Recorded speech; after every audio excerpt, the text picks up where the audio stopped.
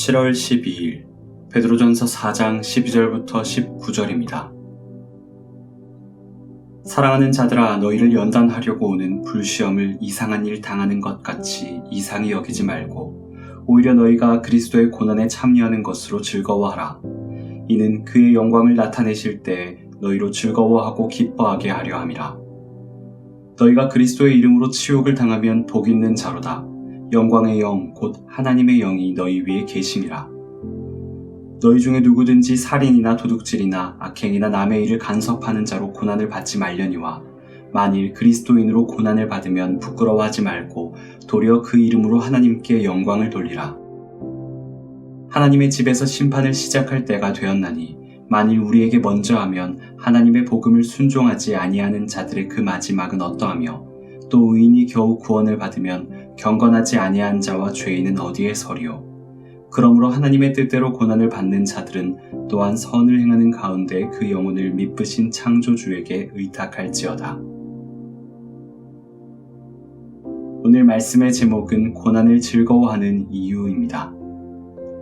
어느 누가 고난을 즐거워하고 기뻐할 수 있을까요? 세상에서도 고난을 즐거워하고 받아들이려 하지만 여의치 않아 보입니다. 그러나 그리스도인들은 고난을 즐거워할 수 있습니다. 어떻게 이런 일이 가능할까요?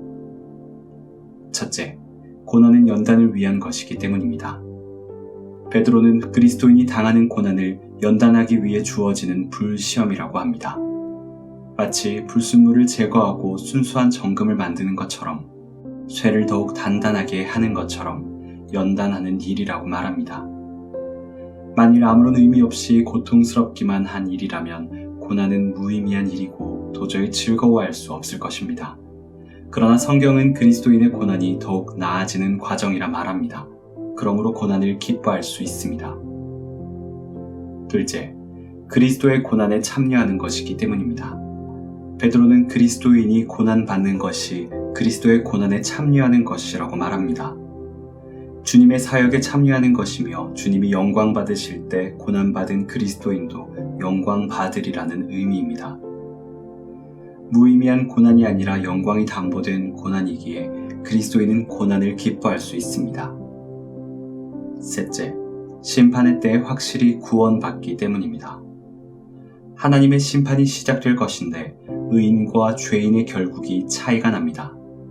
18절을 보시면 하나님의 뜻대로 고난을 견딘 의인은 구원을 받지만 자기 마음대로 살고 고난을 피하며 살았던 악인은 하나님 앞에 서지 못할 것이라 말합니다. 이처럼 지금 이 땅에서 받는 그리스도인의 고난은 앞으로 있을 심판을 무사히 통과하리라는 보증과도 같습니다. 그러므로 마지막에 있을 심판을 기다리며 고난을 기뻐할 수 있습니다. 고난받는 그리스도인의 즐거움은 헛된 즐거움이 아니라 하나님의 약속이 있는 보장된 기쁨입니다. 즐거움으로 고난을 이겨나가시기를 축복합니다.